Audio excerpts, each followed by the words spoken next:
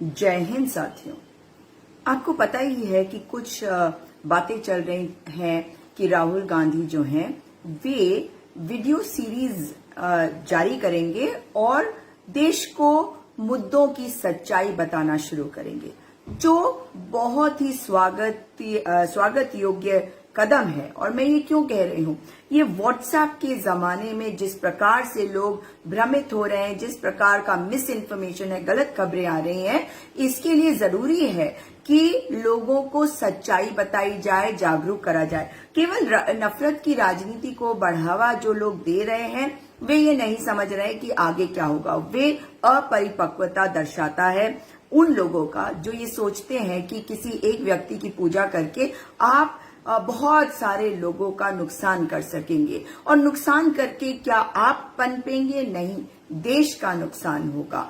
इसलिए बहुत जरूरी है कि नेता ये बताएं कि क्या सही है क्या गलत। इसी विषय में मैं आपको बताना चाहती हूं कि राहुल गांधी ने चीन के साथ सीमा संघर्ष पर अपना पहला वीडियो जारी किया, और उसमें उन्होंने जो बातें बताई हैं बहुत बेहतरीन तरीके से उन्होंने एनालाइज किया है कि किस प्रकार से चीनियों ने इस समय आक्रामक वे क्यों हो गए, क्यों इस समय चीन ने लाइन ऑफ एक्चुअल कंट्रोल पर अतिक्रमण करने की सोची भी, ऐसी स्थिति भारत में क्यों आई। और ये बात बहुत बार मैंने आपको कहा भी है कि हम जो है अपनी फॉरेन पॉलिसी को, अपनी डिप्लोमेटिक स्ट्रैटेजीज को सही तरीके से नहीं इम्प्लीमेंट कर रहे हैं। हमारी जो फॉरेन पॉलिसीज हैं वो क्या होनी चाहिए। आप लोगों ने कहा कि राहुल गांधी ने ये हिंदी में वीडियो बनाना चाहिए था, इसे इंग्लिश में क्यों बनाया।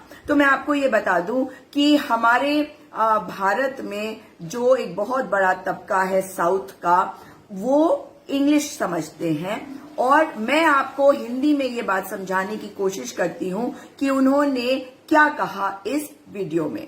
तो उन्होंने जो बातें बताई, उन्होंने कहा कि देश की रक्षा और सुरक्षा के लिए विदेश से संबंध जो है उनके ऊपर चर्चा करी। उन्होंने कहा कि अगर विदेश के साथ हमारी नीति ठीक है, उनके साथ हमारे रिश्ते सही है, तो हमारी अर्थव्यवस्था भी सही होती है। उनका कहना ये है कि भारत जो है क्षतिग्रस्त और संकटग्रस्त हुआ है अपनी विदेश नीति की वजह से। हमारी जो डिप्लोमेटिक स्ट्रैटेजी थी, जो फॉरेन पॉलिसी है, जो रशिया, यूरोप, अमेरिका, इन सब के साथ जो हमारे रिश्ते थे, उनके ऊपर असर हुआ है। हमने उनके हिसाब से जो रिश्ता हमारा रशिया के साथ था उसको भी डिस्टर्ब किया है। हमने अपने विदेशी संबंध जो है वो मतलब परस्त कर दिए, मतलब कि अगर कुछ वो करेंगे तो हम करेंगे, हम करेंगे तो वो करेंगे। और यूरोपीय देश के साथ भी हमने अपने संबंध ऐसे कर लिए हैं। और फिर अपने पड़ोसी देशों के बारे में बात करें तो भूटान, श्रीलंका, नेपाल, बांग्लादेश, इन सब देशों को अगर आप देखें, पाकिस्तान को छोड़कर, तो ये सारे देशों के साथ हमारे रिश्ते बहुत बेहतरीन थे। मगर आज नेपाल को देख लीजिए, वो नाराज हो गया, उग्र हो गया, और नेपाली नागरिकों की उन्होंने बात करी कि उनसे बात करेंगे तो वो उनकी नाराजगी दिखाई देगी। श्रीलंका ने चीन को बंदरगाह की जगह दे दी है, मालदीव हमसे नाराज है, हमारे जितने करीबी रिश्ते हैं उनको हमने बिगाड़ लिया है। और हम इसी बात पे गर्व करते थे कि हमारे जो रिश्ते हैं हमारे पड़ोसी मुल्कों के साथ वो बेहतरीन है, लेकिन पूरी दुनिया में हमारा नाम था इस वजह से। लेकिन क्योंकि हमने दूरदर्शिता नहीं दिखाई, समझबूझ नहीं दिखाई, इसलिए 40-50 वर्षों की जो बेरोजगारी है चरम पर है। और उनका ये भी मानना है कि सरकार को कई बार कहा है कि हम प्रतिदिन असुरक्षित होते जा रहे हैं, इसलिए कुछ कदम उठाने की जरूरत है। अगर आप किसी राष्ट्र को देखते हैं तो सारी चीजों को एक साथ लेकर चलने की आवश्यकता होती है। उनका ये भी मानना है कि अर्थव्यवस्था में पैसे डालने की जरूरत है, ताकि और ये तुरंत करने की आवश्यकता है, ताकि जो छोटे सेक्टर्स हैं, जो मध्यम वर्ग है, उनके पास आर्थिक संकट से उबरने का रास्ता मिले। हमें अपने पड़ोसियों से रिश्तों को सुधारने की जरूरत है।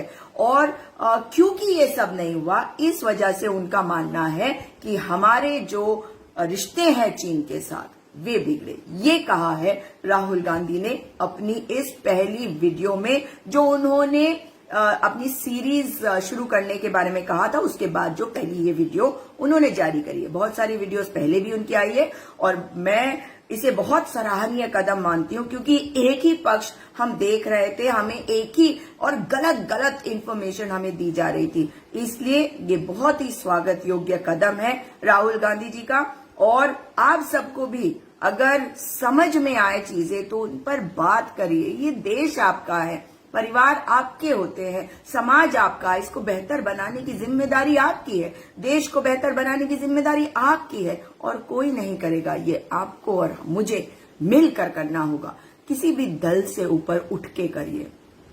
किसी भी दल को मैं इतना इम्पोर्टेंट नहीं मानती जितना अपने देश को मानती हूँ, जितना भारत के समाज को मानती हूँ, और उसके बाद जितना अपने परिवार को मानती हूँ। अपने परिवार के लिए ही इंसान जीता है। अपने परिवार को अच्छी व्यवस्था देने के लिए आप समाज में बेहतरी चाहते हैं, आप देश को चाहते हैं कि वो बेहतर बने, ताकि आपका परिवार भी बेहतर हो सके।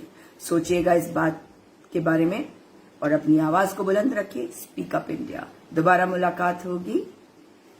जय हिंद।